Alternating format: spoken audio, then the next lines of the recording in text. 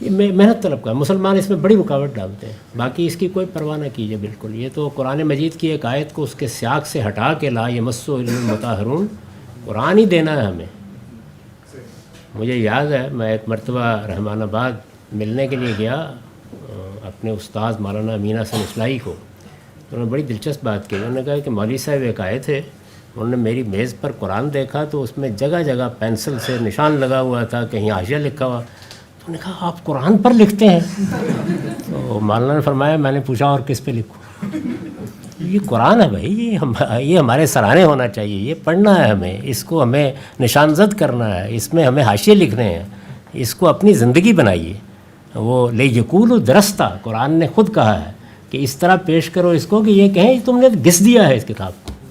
تو اس لیے اسی کتاب کو موضوع بنائیے. باقی عالم کا کام یہ بعد میں شروع ہوتا ہے، یہ پہلا کام نہیں ہے.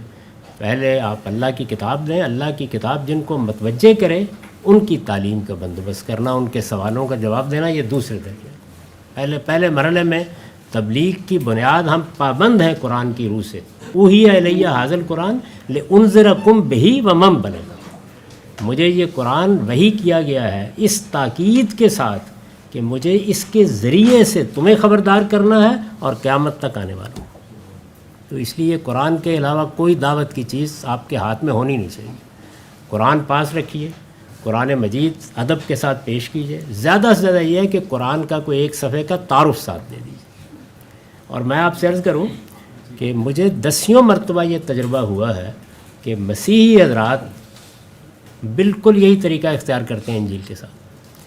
یعنی میں اپنا تجربہ آپ کو بتاؤں، 2008 میں میں انگلستان میں جس ہوٹل میں ٹھہرا ہوا تھا وہ آکسفورڈ اسٹریٹ کے پیچھے تھا. تو میں جب نکل کے آتا تھا باہر تو کارنر کے اوپر 2-3 خواتین کھڑی ہوتی تھیں. وہ اس زمانے میں عرب بہت آتے ہیں چھٹیوں میں وہاں پہ. تو عربی زبان میں انجیل کا ایک چھوٹا سا نسخہ جس میں خاص طور پر زندہ کلام کے عنوان سے انہوں نے منتخب کیا ہوتا ہے، اس کے اوپر لکھا کیا ہوا تھا لا الہ الا اللہ. عربی انجیل تھی، وہی دیا جا رہا ہے. تو انہوں نے بنایا ہے اس کو موضوع، ہم نہیں بنا سکے.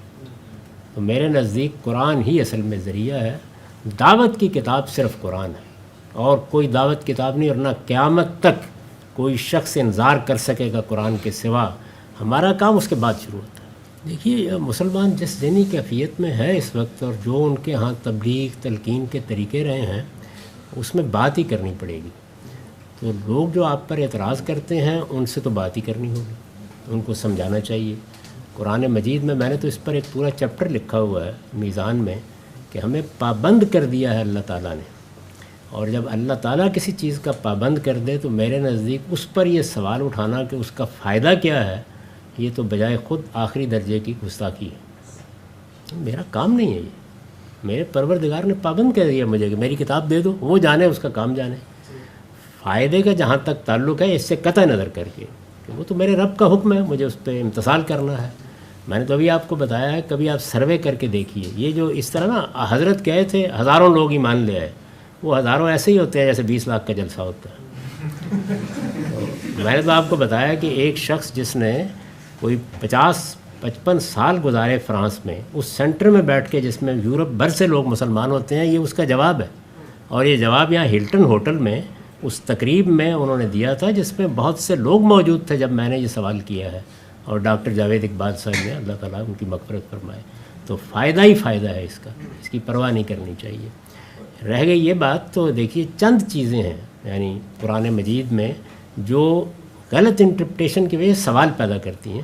ان میں مختصر سے 2-4 جگہوں پہ نوٹ لکھ دیں، میں نے لکھ دی ہیں اپنے ترجمے میں، کوئی مسئلہ نہیں ہوتا.